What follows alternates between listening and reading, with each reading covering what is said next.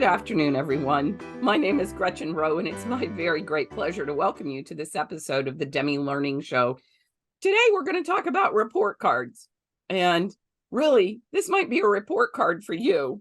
You are anywhere from 6 to 9 weeks into your academic year, and there's some things that are going really well and some things that probably could be improved upon. If there's nothing that could be improved upon, please reach out to me. I would really like to have a conversation with you because I don't think that family exists.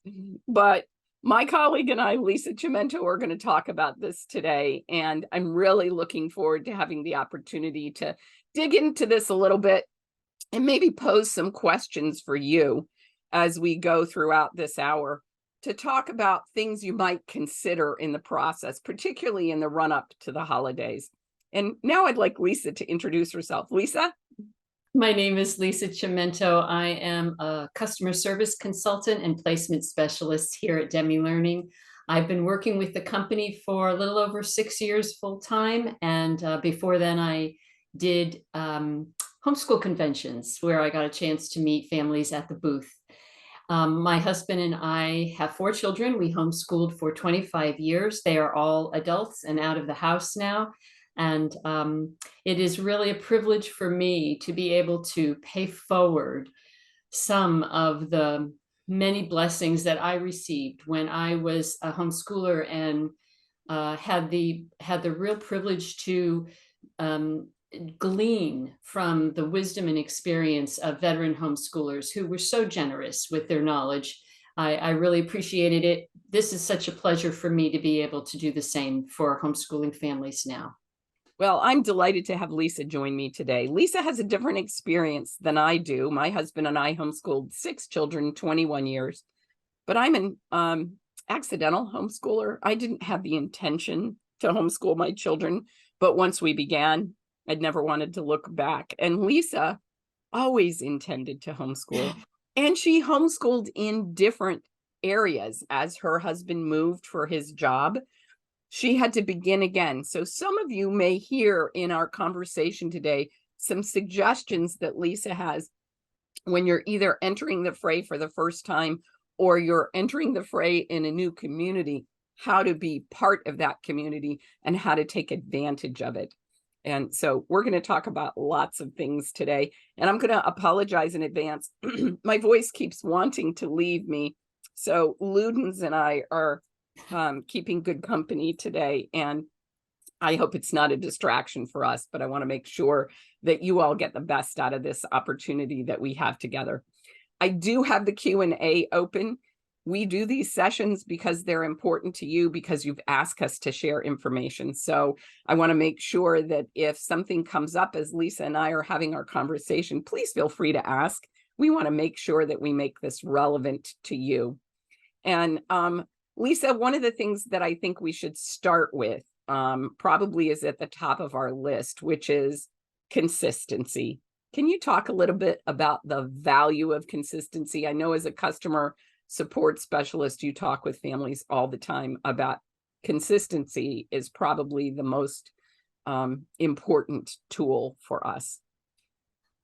Yes, we all start out with such great intentions and high hopes, and sometimes for those of us who are great planners, really good plans.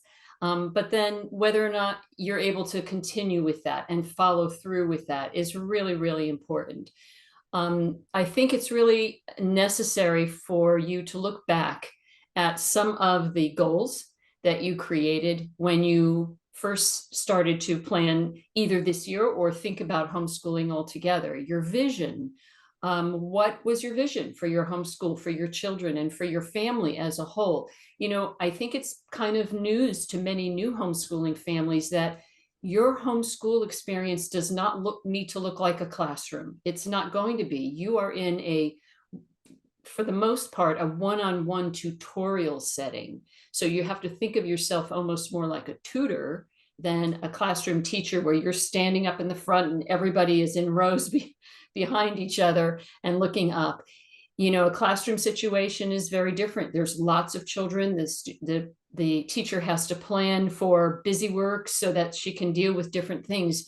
You don't have to do that. You can get your work done in far less time, but you do want to think about what your vision is and what your goals are, and be flexible. I like the words that you use, Gretchen, for this. Hold them loosely in your hands. I think that's so wise, because we need to recognize that when you are homeschooling, life will infiltrate your homeschool situation and your journey there, and things happen.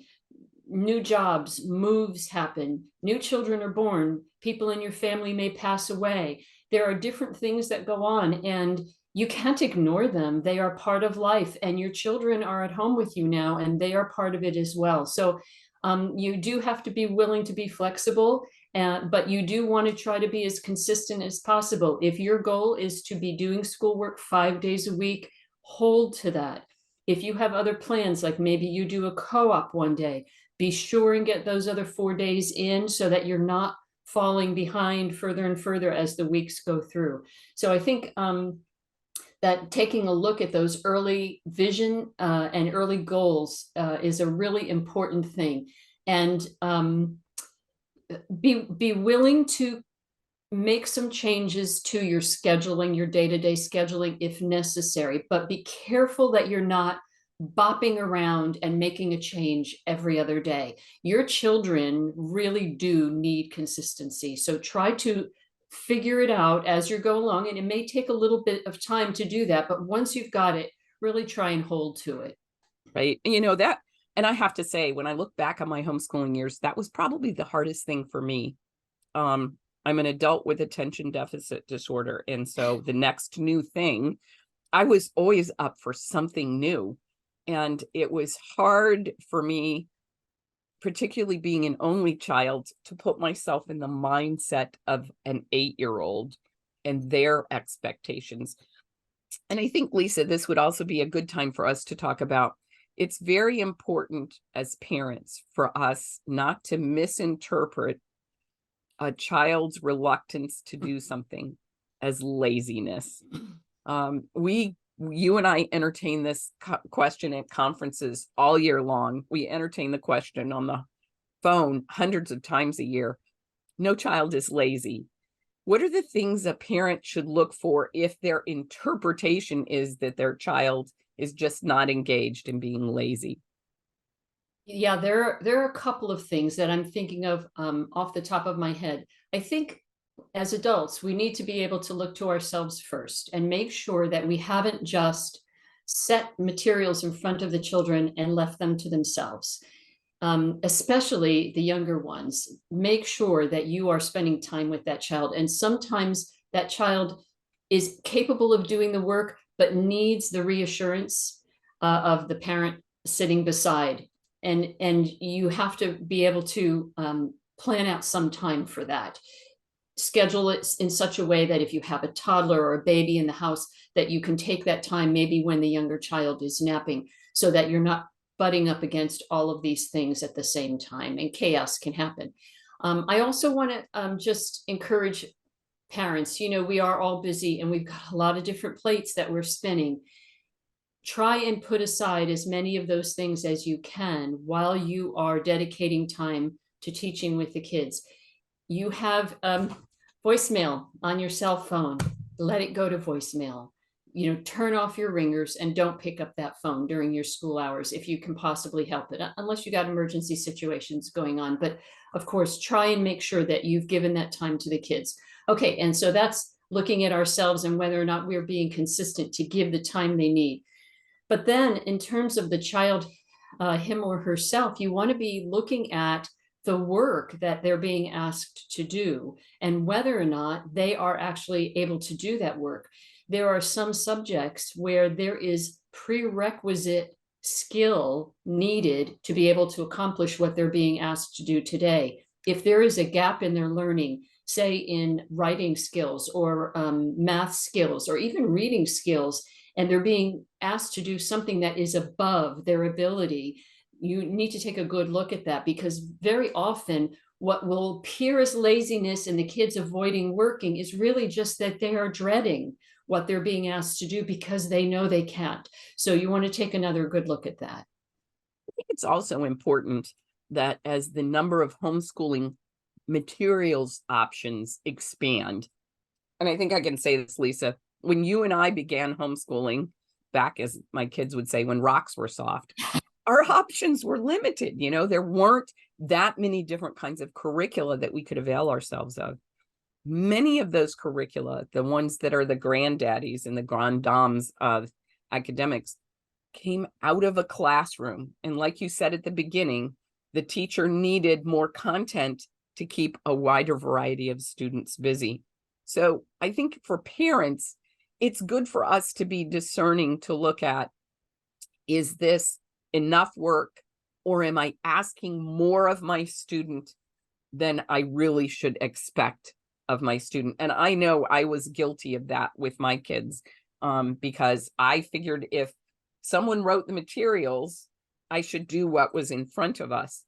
It took me probably 3 years to realize that, as my friend Alice Reinhart says, I'm in charge of the materials. The materials aren't in charge of me. And I think that's a huge game changer when we get the mindset that the materials are a tool, not a master.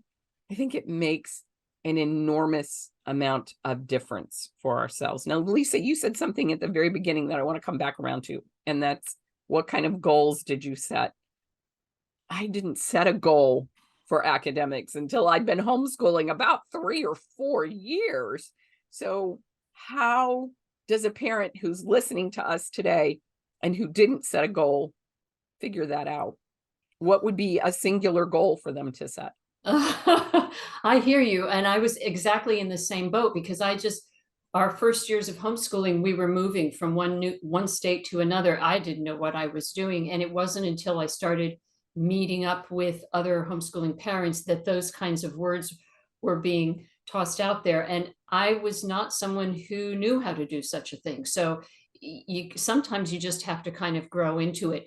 And sometimes you can start setting goals by looking back at what you've done so far. Maybe look, if you've been homeschooling for more than just this year, look back at last year and evaluate what happened and find out whether or not you are satisfied with what happened, and then take from that and tweak it for this year. If you think to yourself, we could have done a little more, or we did a little too much, we need to cut some things out of our days. Maybe playing 6 different sports is just not a doable thing for my kids. But maybe you can say, I want them to be active in one sport, or I want my children to be able to learn music, but, one instrument for this year, that kind of a thing. So you want to look at the whole.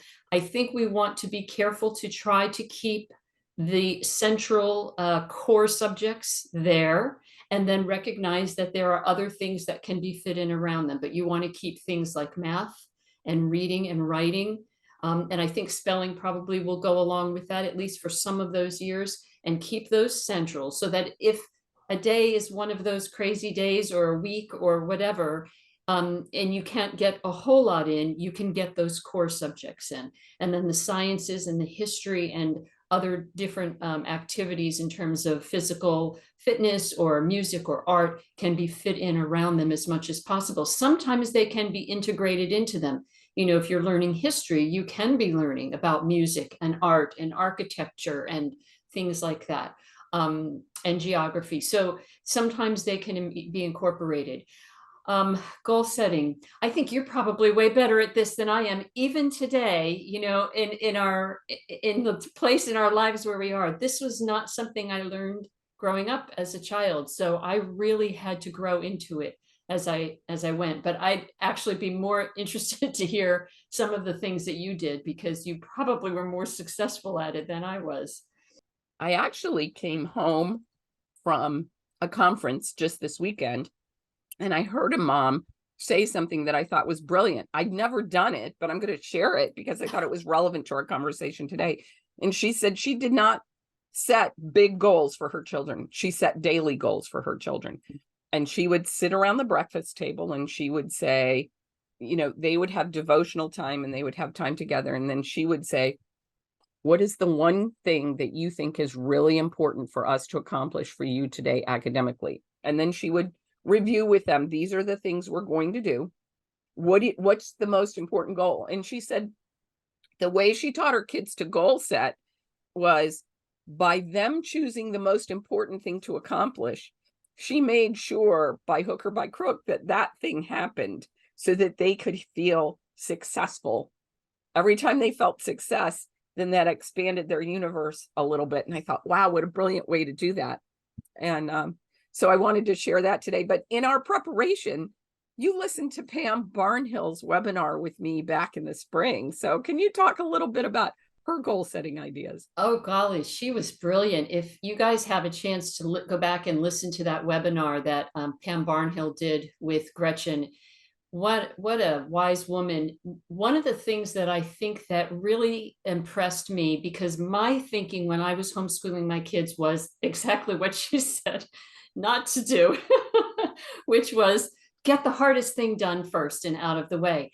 And I had 2 kids of my 4 that worked well for, because it was a subject that they really liked. In our case, it was math. And I recognized that they kind of needed to be really there and with it mentally to be able to do that math work. So in my thinking, let's get math done first. And for those 2 boys, that was peachy. For the other 2, not so much. What Pam said was she starts her day with something that is going to fill and inspire those children early in the day. Let me find the quote. I wrote it down. It was so wise. Golly, now where is it? She said, pour into your kids before you ask them to produce for you. That kind of says it all in my mind. I just loved it. And I thought it makes a lot of sense, because if you're starting out with a subject, maybe it's the most difficult subject, but maybe it's not something your children like very much. And so they're kind of dreading it. They've started their day out with something they really dislike. How motivating is that for the rest of the day? So I think that, I'm Italian, so everything kind of has a food metaphor. And in my mind, it was like, eat the food first and then you get the dessert, but it's not going to be like that for everybody. So consider this: if you've been having trouble motivating your children or getting times and schedules and things in order, consider listening, first of all, to what Pam had to say, but then thinking about how can I start our day? I think she called it the morning basket, right? Right.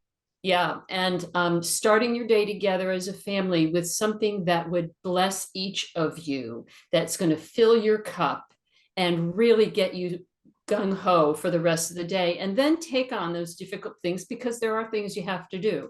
But I just loved it. I know. I love Pam's wisdom there. And I promise to everyone who's watching this, Pam's webinar will be included as part of the show notes. So you don't have to go hunt it up. We'll make sure that you have it available to you. But one of the things I think that's really important for a number of years, particularly ADHD researchers would say, oh, you do the most difficult thing first so you can get it out of the way. And boy, I was that mom. I didn't like math. Irony that I now work for Matthew C. But I was going to get math done first, because that to me was the most difficult thing. And I knew if we put it off, I'd be more likely to postpone it. But the current research actually says you'll have a better and more successful result if you have your child enter into their academics with something they like first, and then ask them to do that difficult thing. So this might come down to your negotiating skills. And if you're a parent, I know you have those skills. You have to have those skills. I laughed yesterday when I saw someone posted on Facebook that telling a child maybe is like giving them a blood oath. And that might be the truth. But I know you can negotiate. So there's a way to negotiate for those. And if you haven't thought of that, maybe now's the time to think about those negotiation skills. Lisa, before we move on, I think I want to talk about what is a theme of every webinar that we present when we talk to families, and that is being the best observer of your children. So how does that reap benefits for us?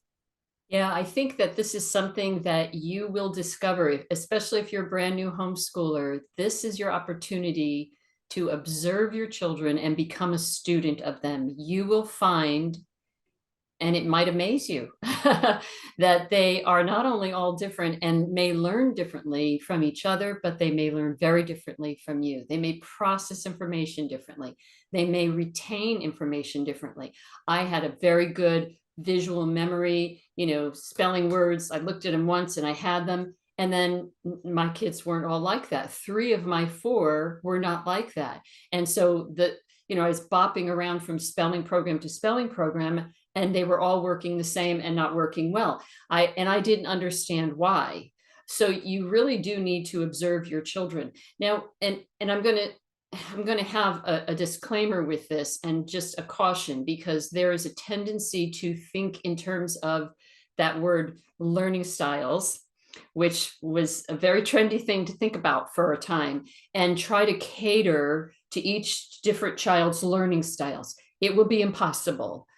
But you can determine how they learn well and try and present them with materials that will teach them in a way that they can learn well. And if you can find materials that use multiple senses to learn, all the better, because then every child can use it and you don't have to go picking and choosing different things. But you do want to watch. You want to watch their schedules. Are they morning kids? I mean, I had one, he was up at the crack of dawn and he was ready to do his work. Not so with the other 3, so you may not be able to expect as much out of them early on in the day. Are they hungry? It sounds crazy, but you want to watch for your mealtime and not be skipping, because their blood sugar is going to go down and they're going to get grumpy and they're not going to be able to do what you need. So be flexible in that way, even, and be watchful for those kinds of things. One other thing that I want to mention here, and that we do often also talk about, is time. And this kind of harkens back to that idea of using materials that were designed for classroom use. You will find that there's a lot of material for each subject, and you can find yourself sitting and working for an hour on one subject, and it doesn't sound wrong to you because you figured that's what they're doing in schools. Why couldn't we do that at home? Well, they're not actually learning for a whole hour. They're passing out papers and collecting papers and getting in line and raising their hands and doing things.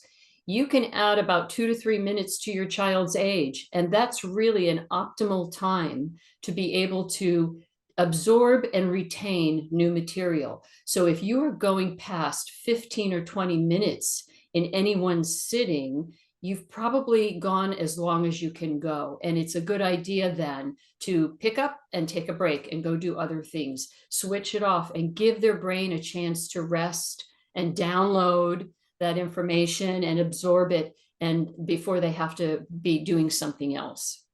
And I think it's also important to learn how to ask questions. When we as parents, we have a vision of imparting knowledge, we impart that knowledge and we think our children have it. But how many times have you said to some child, go do something, and you didn't get what you wanted because you just didn't pause long enough to say, what do you think I just asked you to do? And when I finally learned to do that, I have to admit, I was 5 kids deep before I learned to do that. But when I learned to do that, very often what I thought I had clearly conveyed was heard entirely differently by the recipient. And so learning to be able to say, okay, here are my directions. Now, what do you think I ask you to do? And to say it in an encouraging way, not in an admonishing way, but to be able to make sure your directions have been clearly understood. That eliminates a great deal of frustration, and I think it makes a great deal of difference. Lisa, you said something that was really important when we discussed this, and that is not judging the effectiveness of a program if you're not using it properly. So one of the things we wanted to talk about in our report card was, are we frustrated with the materials we're using? And you said, you got to make sure you're using them the correct way. Can you talk a little bit more about that? Yeah, and a couple of you that posted questions when you registered for this talk asked specifically about how to evaluate the curriculum you've chosen. First thing I'll mention is that we did do a webinar a couple of weeks or months back about the pros and cons of changing curriculum. So I think we're going to put another link to that, aren't we, Gretchen? Yes, we In are. the show notes. Okay, so you might want to have a look at that because we did go into it in much more depth. But I think first off, you need to take a look. If you are finding that things are not going so well with a certain subject and curriculum you're using, go back and take a look at the instructions in the materials. If you kind of jumped in quickly without reading everything, it's a good idea to go back because very often for different curriculum, there are specific instructions and how it should be used. And if you're not using it the way it was designed, that may be one of the reasons why you're not getting the results from it that you're looking for. So that's a big piece of it. You also want to take a look and make sure does that curriculum and its time requirements or its materials requirements, does it work for our family? Is it calling for time that I don't have available, or is it calling for materials that I can't get my hands on? I think that you want to also be checking to see if the children are at the right levels. Now, much of homeschooling curriculum, because it's kind of aligning with classroom use, is grade based, and that's fine for some subjects. For others, it doesn't work. So, for instance, math and spelling, if it's a grade based course, it may not be lining up with your child's skill set. So in those kinds of situations, you want to make sure that you didn't just choose a grade level without checking your child's skills. And you may need to do some assessing or ask the curriculum company that you're working with, or, to do some assessing to make sure that your child is in the right level, so that they can be successful. I mean, any child looking at material that looks like it's written in Greek to them it's not going to work for them. And that becomes really frustrating. So you want to make sure that they can see it, unless of course you speak Greek, and then you're all fine. Which actually brings me to an important point. And this isn't in our notes. So Lisa's going to be looking at our notes going, wait, what are you doing to me, Gretchen? But I want to talk about that B word, behind. I want to talk about what it is, what it does to our children when they hear us say, well, this is little Johnny and he should be in fourth grade, but he's behind. And if there was one word I could encourage parents to eliminate from their vocabulary, it's that one. Why do we say that, Lisa?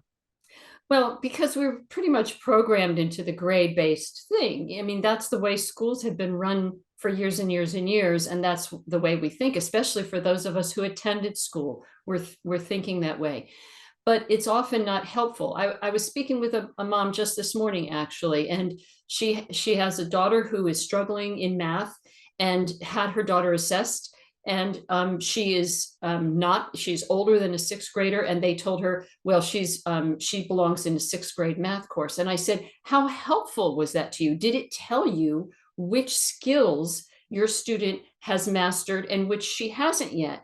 No, it doesn't. So it should be put back in a sixth grade course. She'd be doing a bunch of work that she already knows well, but maybe there's one or two skills in that book that she needed work on. And that wasn't helpful. It didn't give the information and clarity that she needed. And when we're thinking about where a child is, they are where they are. They're not, you know what I mean? They can't say, oh, I should know this. Why should you know this? If you don't know it, you don't yet. Maybe you haven't learned it yet. Maybe you haven't been presented with the material yet, or maybe you don't have the prerequisite skills, those foundations that you need to be able to do that material yet. And that's what we're also talking about when we're talking about becoming a student of your child and making sure that you're knowing where they are. And I tell you, homeschooling is a beautiful opportunity for you almost on a daily basis to be able to assess without having to do constant testing. You are assessing as you're looking at their work. You're able to see what they're able to do.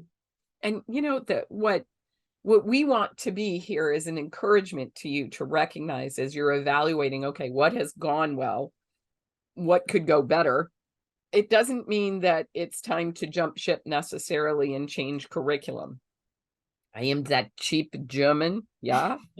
If I bought the material, you will do it because I spend the money.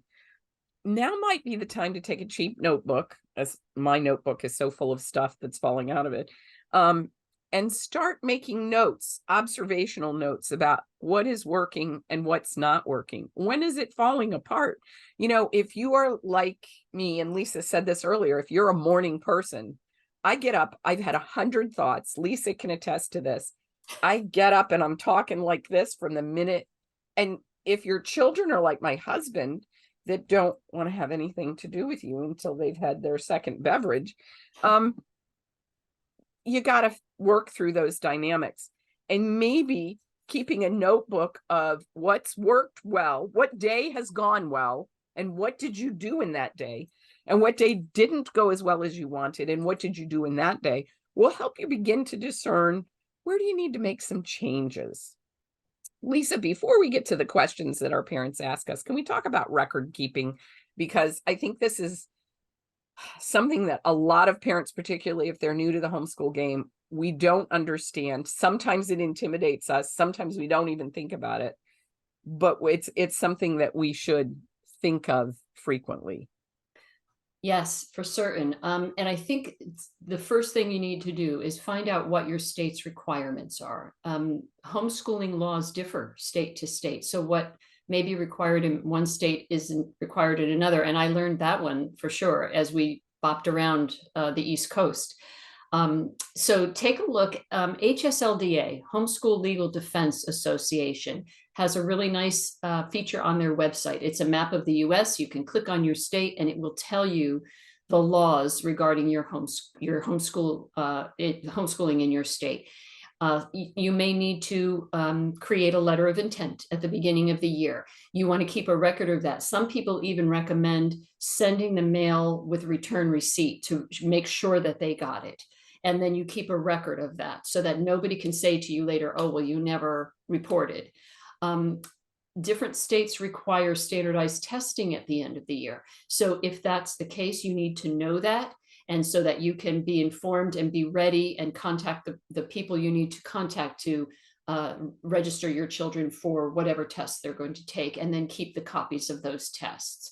You want to, if your state allows you to do teacher evaluations at the end of the year, you can do that. And then you want to keep copies of those teacher evaluations.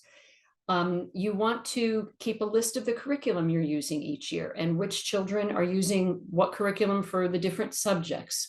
You want to keep a calendar. And, you know, it can be a very simple thing. You know, you don't have to necessarily write up lesson plans unless your state is requiring you to do so. It could be very simple. What I did when we were homeschooling was I would have just like a grid that I created, and with the different days of the month and the subjects across the top. And when we'd complete a subject for that day, I put a check mark in. And that way I was able to record that we had done certain work on certain days. I think for the most part, most states are looking for 180 days to call a school year. And some people school year round, and some people school outside of the typical August to May or September to June school year. And so you can do it. You have the freedom, and you know, you can do this the way that you want to do it based on your family and what your schedules are, when you take your vacations, whether or not you're traveling, things like that. But you want to make sure that you're just keeping a record that you did school on certain days. I liked to keep a reading log for my kids. And so I just made up a sheet on a word processor back then and a blank reading log with the, you know, in columns, the title, the author, and then a little check mark on whether they'd read it on their own or whether we read it together. And I kept one each year. And that was a really great opportunity. At the end of the year, they were able to see how many books they had read. And back then, I don't know if they still do this, Pizza Hut used to do the reading thing where if you read a certain number of books, the book it, yes. And you would set a goal for how many books you'd read a month. And if you read those books, you went in and you got a free pan pizza. but you can create your own little booklet if you wanted to, and reward your children for setting a goal for reading. How many books I want to get read this month, and if they find that they've set the goal too high, the next month they can tweak that down a bit. If it was easy breezy for them to read that number of books, raise it a little bit the following month. And that can be part of your goal setting as well. But keeping the reading log was good.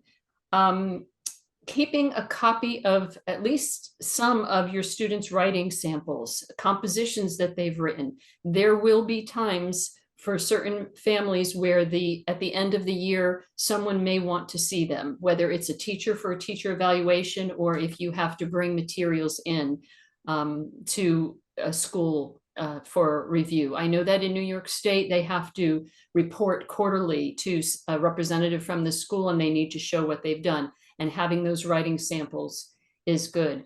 When a student is in high school, you're going to need to be keeping more records. And one of them is volunteer hours, especially if the student is shooting for a scholarship. Different states offer different scholarships, and there are different kinds of opportunities around. Keeping a list of their volunteer hours and maybe having an adult supervisor or overseer sign off on the hours they've put in. Now, I know that there are parents who are listening to us right now who are saying, oh, thank heavens, I live in a state where I don't have any of these requirements. But remember, we're looking to evaluate your progress. How's it going? And if you've kept these things that Lisa has defined, you'll know how it's going because they're your evidence per se. And the other thing that's important is if you get in the habit when your kids are in elementary school, that high school transcript is not so terribly daunting. I do have in the last quarter of this year the privilege of having a conversation with a colleague about creating a high school transcript. We're going to do this on November 14th. And Alice Reinhardt has homeschooled 35 years. She has a lot of experience. In fact, she spearheaded the ability to be able to homeschool legally in her own state. And she's going to bring that wisdom to the table. But a lot of parents will say to us, oh my goodness, I've homeschooled all this time and now my kids are in high school. Panic. But if you've done some of this, even some of the record keeping that Lisa has defined for you, it will be so much easier for us to be able to make that transition happen. And toward that end, it doesn't mean you have to stay on top of it every day. I love what our colleague Amanda Capps says. She uses that notebook to sit down with a cup of tea at the end of the week and say, okay, what did we do this week? And you can reverse engineer that. But if you have an idea of what you've done, then you know where you want to go. And what I've always told my teenagers is failure to hit the target is never the fault of the target. So if you know where you want to go and you know what your expectations are, it's so much easier to get there. Lisa, you mentioned something else that I think is really important for us to talk about, is being able to plan for the future. So you anticipated homeschooling your kids all the way through. I did not.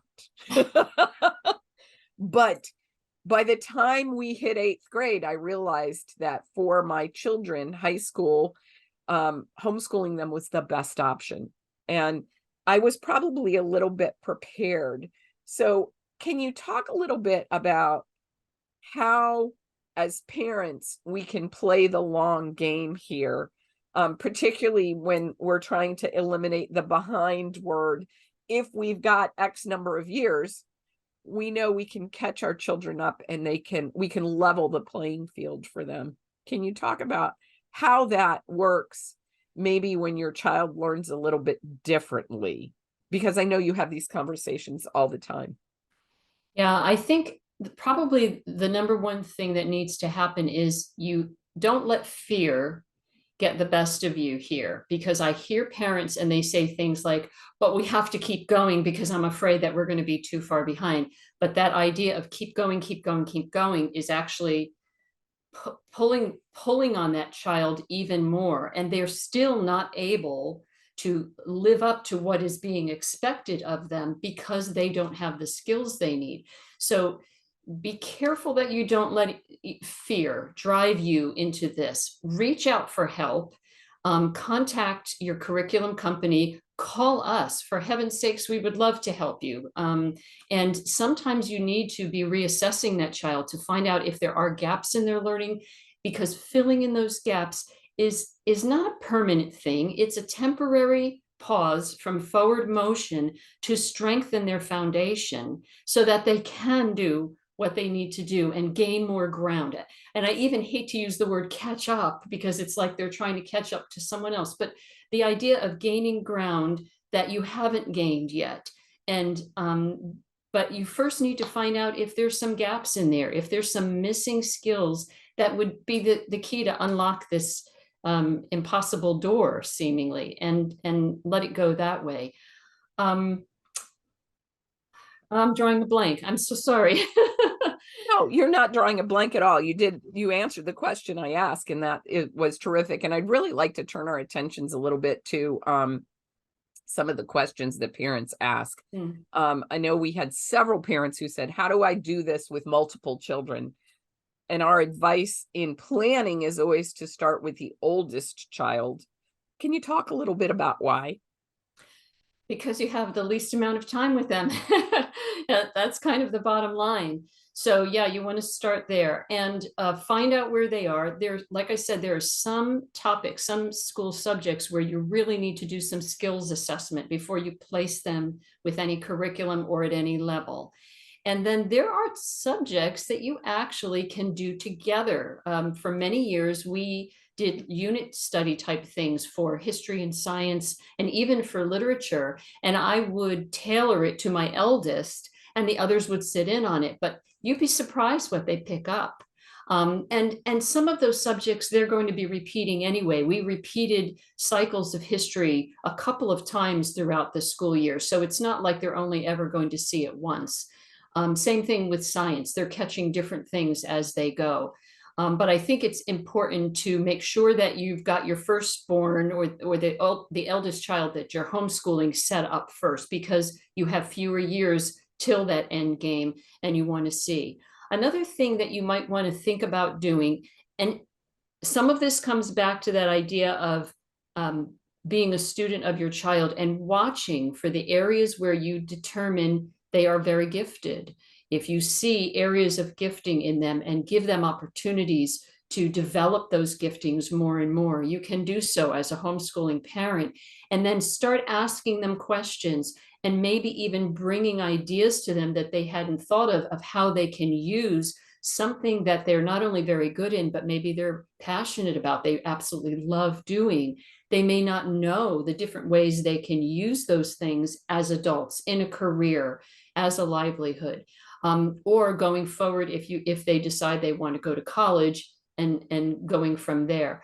One thing that I remember hearing back when my eldest was heading towards high school and I started to do some research on this, somebody said, if your student has an idea of what they want to do in college, go to some of your local colleges and meet with an advisor and say, my child would like to enter into this program in your college. What do you want to see on their high school transcript? What subjects should they be doing now? And what can they put off? What do they not need to be spending time on right now? Because I know that some schools were saying, don't bother doing these upper level maths because we're going to want them to do them here anyway. So you have to kind of go with that. But I think it might be helpful to go and meet with even a community college advisor and say, what would you like to see on a transcript? So we'll make sure we get it in. I think it's also important to bring up the idea that your children know a lot more about themselves than we think they do.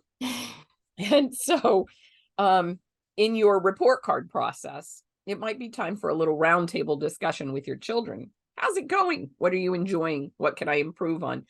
If you can put out there first of, I don't think I have been as consistent in the mornings. I've gotten up and I've check social media instead of getting started, or I've gotten up and I have gotten on the phone when I needed to be attentive to you. It's easier if you put the onus on yourself first, then your children can say, well, yeah, I kind of dragged my heels because I really hate doing this reading program you've given me, or whatever it is. But ask them and look for their feedback and maybe modify a little bit. Toward that end, I think it's important for us to say, though, Lisa, the number of parents who have expectations that their children can complete work on their own has risen exponentially in the last 10 years. And if you have a first, second, third grader, I want to change your expectations there, because it is a rare child that can complete work entirely on their own. So Lisa, can you talk a little bit more about that? Yes, for certain. And keeping in mind in those early years, this is when foundational skills are laid. And if they are just filling out workbook pages, they may not be learning the material the way you think they are. So you want to be careful that they're not just, checking off a list of things to do without checking that they are actually learning. And I do recognize, we've got a lot of big families homeschooling. They have multiple children. Mom's time is limited with each, but there needs to be some time with those younger ones just being there.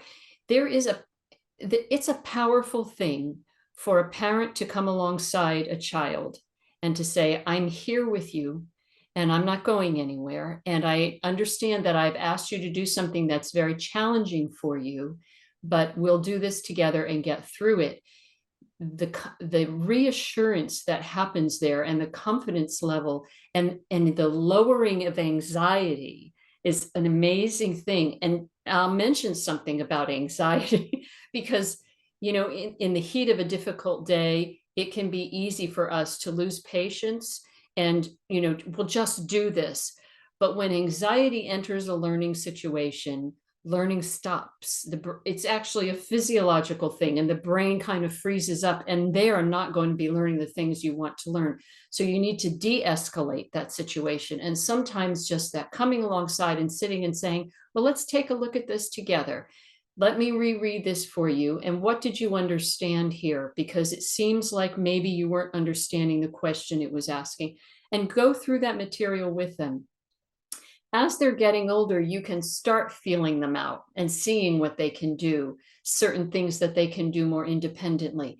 But be aware that every child is different. You've shared yourself, your youngest to your oldest, they're quite different in certain areas and also in certain subjects. I had, a couple of strong math students, they were good to go. And then I could give them the answer book and let them check their own work, and they could go in and find their errors and correct them on their own.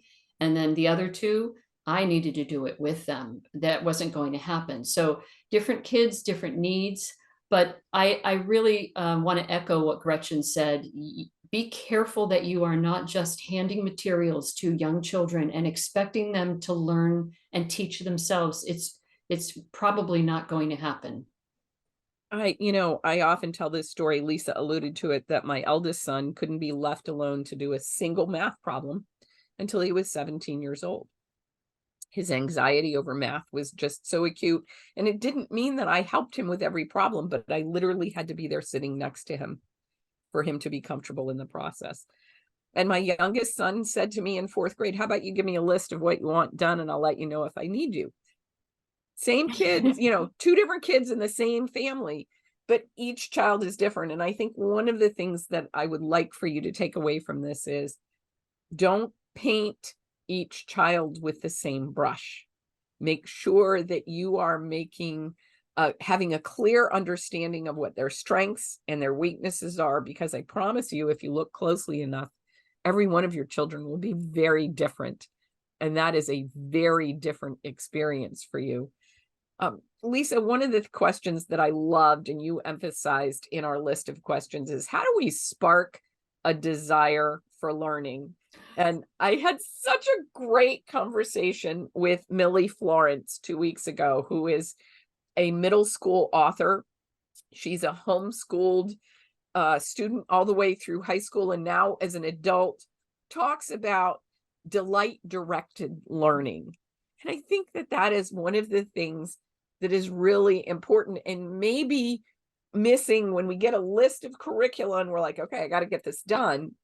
We sometimes forget to include delight as part of that equation. So can we talk a little bit about that? Oh, that's a lovely thing. And like I said, there do need to be emphases on the core subjects. You cannot be just putting off things every day so that your children can have fun. But you can certainly incorporate those kinds of things. You might have a child who absolutely loves bugs. Well, when you're doing your science work, get outside and go find bugs, right? And let them do a research report on bugs. Let them read books about bugs. I had a parent once who asked a question. She said, my child just doesn't enjoy reading. And I said, well, you can read to your children. And it's one of the things that I think really prompted my kids to want to read on their own, because I was reading to them all the time. And I was making sure that the books that I was reading were really engaging. They were wonderful stories, beautiful literature. And even in young years, when they were more like picture books, they had beautiful illustrations, and it drew the kids into the book and it made them want to read on their own. And I think that's a big piece of it. And it kind of harkens back to what we were just talking back about, coming alongside your child, engaging in the things that interest them. There's a benefit to having your children learning about the things that interest you. But then let's turn it around the other way too. If your child really loves art, go and do an art class together. You might be terrible. I was terrible at art, but my daughter and my eldest son loved to draw, and so give them opportunities to do that. If you are designing things in your homeschool, things on your walls, charts or graphs, let the artists in your family do that for you. You don't have to do it all. So you can find ways to bring your children's the things that they enjoy, the things that they're passionate about, the things that they're great at into your school life, and make them part of your school day. It doesn't have to take over the whole day, but you can certainly bring it into some aspect. Right. I was thinking as you were talking, Dorenda Wilson and I had a conversation in the spring about being present for your children and being able to bring out the best in them because you knew what inspired them. And so that again will be another webinar that will include as part of the show notes that you all can find when you review those show notes. Lisa, I can't believe we're almost to the top of the hour here. We had so many parents who responded to this saying that they have a special needs child, or they have a child who learns differently, or they have a child with Down syndrome. And I want to speak for a minute to those parents, because you are sowing the best of seeds into your child, giving them that one-on-one attention. And sometimes it's really hard when you don't see those results right off the bat. And I think it's important for us as parents to understand that that long game is still of benefit. So you might be plowing what you feel is the same ground, but it's not the same ground for your child. And being able to invest your heart and your time and your effort in your children. I will tell you that there's no one who can serve your children better than you can, particularly if your child has special or different needs. I talked with a lady last week who had a daughter who had, they became homeschool parents because her daughter had acute anxiety. And mom was anxious about making sure they met all the obligations. And mom said in the first year of homeschooling, she realized she just moved the anxiety from the school to the kitchen table. And I don't want that to be that way for you all. So in your report card evaluation time here, what we've talked about this last hour is take a look at what's working And what could you modify to see that it works better? The other thing I think that's really important is when you're homeschooling a student who learns differently, whether they're twice exceptional or whether they have learning challenges, is it's very easy to pour out of your cup until your cup is completely empty. And once your cup is empty, that's very difficult to find a way to refill it. So I want to encourage you as you move forward academically into your year to make sure that you allow enough space for yourself to have rest and relaxation and recovery. Lisa, I know you and I have talked about what fills your cup, and for different people, it's different things. For me, it's Taekwondo. And I realize that that's not something that fills a lot of people's cups. For you, it's knitting and crocheting and handwork. And I'm lucky if I can sew the buttons back on when they pop off. But being able to find that, and if you are a parent who is this many weeks into the school year and you don't have a creative outlet for yourself, then that's what we want your homework assignment to be. Find a creative outlet for yourself, because no one can give out of an empty cup. And your school year will be so much more profoundly beneficial if you can find a way to keep that cup full. Lisa, what are your thoughts on that? I just love what you're saying there. I think it's so important. Think about when you're flying on a plane and they go through the rigmarole at the beginning of every flight. If the oxygen mask comes down, make sure you put it on yourself first before you try to help your child, because if you keel over, you're not going to be of any help to your child, and you're the adult. You need to be there for them. So you need to keep yourself healthy. You need to keep yourself well rested. I know what it feels like to not get enough sleep at night and feel very irritable the next day, and that can spill over and affect the way things go for the entire family. So get the rest. You know, sometimes I remember there were days where I just said, "You guys, I'm exhausted." We'd finished with lunch, we'd gotten a morning done, and I say, "I'm exhausted. Let's all just go lie down for a little while." And if you're sleepy, go to sleep, and if you're not, read a book. But it was a quiet time for us, all of us as a family, and it was necessary. There were times when it was necessary. So if you can do that, you're home. You don't have to keep a school schedule, and you have this opportunity. I think the other thing to remember, and I just want to underline this. This is a golden opportunity for you to build relationship with your children that you might not otherwise have. Don't miss it. Don't miss this time. If school subjects are getting tense, step away from them and restore that relationship. It's more important. The school subjects will be there. Math isn't going anywhere. It will be there forever, but get that relationship right again and make sure that's restored before you go forward. Lisa, we are almost at the top of the hour, and thankfully, this has gone very quickly. I'm almost at the end of my voice.